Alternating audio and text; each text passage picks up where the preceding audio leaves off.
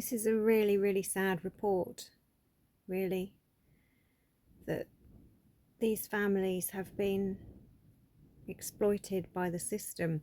It's really not good that abusers are having all the power and are entitled to abuse and murder and exploit.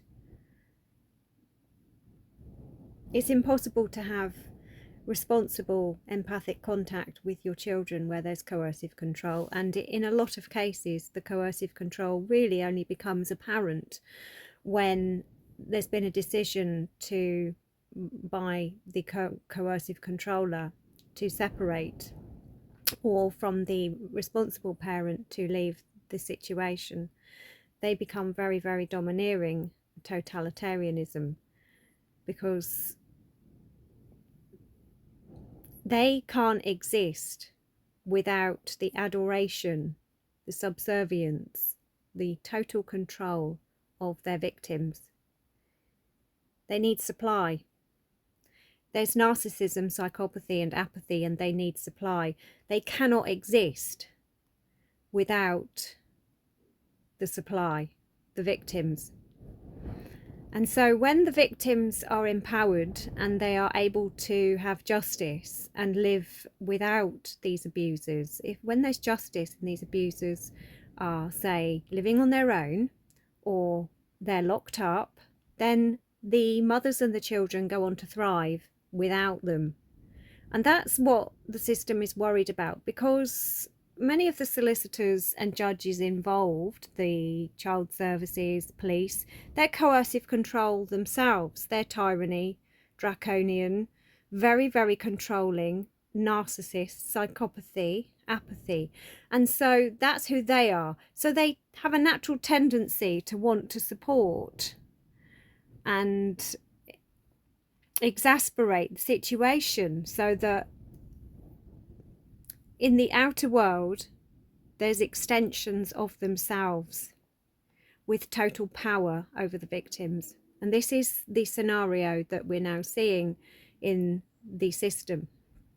And the more this happens, the more it increases the megalomania. So in a lot of these men, they didn't have megalomania or the capacity to be totalitarianism until there are reinforcers in the authority who validate, who put them on a pedestal, who adore the abuser and collaborate with them, cover up, and then megalomania happens.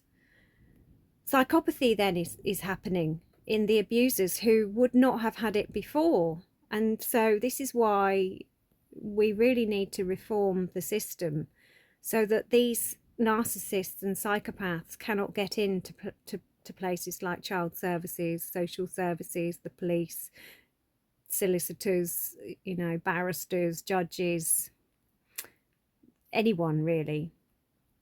You get good people, you know, in some of the institutions. A lot of the higher professionals will not tolerate abuse. They're decent people, they have responsibility, they have integrity.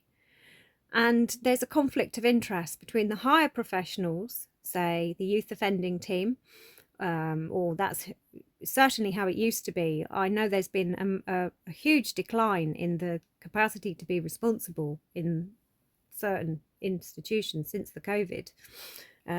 But you'll get, you know, you used to have CAMS and other places like that did a thorough job and were responsible at identifying the risk. And now the risks are covered up, brushed under the carpet, hidden. And there's a shift of blame onto the empathic, the integrity, the responsible parent who don't have contact. You know, in my case, I wasn't able to have contact with my children because they were possessed by my husband and the solicitors, wider family. They were possessed by child services who were using a form of NLP, indoctrination, and really controlling, and they weaponized them and converted them from empaths who were quite spiritual, very aware, had full Gillick competence, And they totally diminished them, broke them down, weaponized them, so that they were no longer recognizable. They lost their memory of their mother, who didn't live with them for a significant period of time. They're no longer relatable or recognizable to her or each other, because they now reflect the father totally. And that's what happens. Now, there's a myth in child services, or, Hampshire County Council are putting out adverts that it's children witnessing conflict between the parents is the abuse. That is a total fabrication, and that's insanity, because you have to have conflict. Sometimes conflict is healthy, and children need to witness conflict to have firm boundaries. And it's no, that behaviour is not acceptable. We will not have that in the house. If you want to behave like that, then you go and do so outside or wherever, but you're not going to do it in this house. And I will not tolerate that behaviour, and there will be consequences. There's certain things that are just not acceptable. But the Hampshire County Council and the Havant Borough certainly feel that that is not acceptable, that a father, the abuser, should be allowed to have totalitarianism. And as long as there's okayness with that and agreeing to it, and the responsible parent, like the mother, leaves, then the children will be fine, because they're not witnessing parental acrimony, or they're not witnessing the abuse towards the mother or the responsible parent. But yet the totalitarianism, the abuser, the father, is still the apathy. They're still coercive control. They still are that. And they have been elevated by the authority to have megalomania or psychopathy. And so the children are then with just that. They're not with any responsible adult. And so they lack any responsibility, and they're under the possession of that parent solely, alone, when mothers leave. And so the Hampshire County Council believe that that is then safer and best for the child.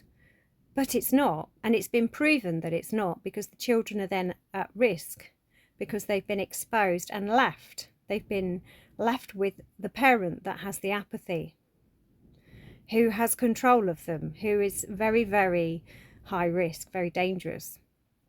And that is really the facts of it. So then that alienates the mother and destroys the relationship, destroys the bonds. And there is a theory that those children will learn a lesson and see things as they are and make a different choice. But when you're with that amount of indoctrination, abuse, they're paying for it, there's a lot of financial reward going on. It's very materialistic, all that glitters, sadly. And when the father is setting the children up to harm others and to harm themselves, setting up high risks so that they come to harm, so that they may drive a motor vehicle under the influence, and they encourage it, or they're leaving the home in a very high risk state, or the child goes out to be reckless, then these are all the things that, if they're with the responsible parent, that simply would not happen. If they're with the empathy and the integrity, that would just never happen. A child is then loved. When a child is loved, they tend to behave the right way. Love heals all things. So this is very, very sad. And there's a mass insanity within the system that believes and condones that children are better off with the abusers on their own, with no contact with the empathic mother with integrity. That's the insanity that we are now left with in the world. And they have legalized rape, murder, exploitation, cover-ups. And that's the world we live in. It's called COVID agenda. For the football, AstroTurf, AstraZeneca, totalitarianism, apathy state.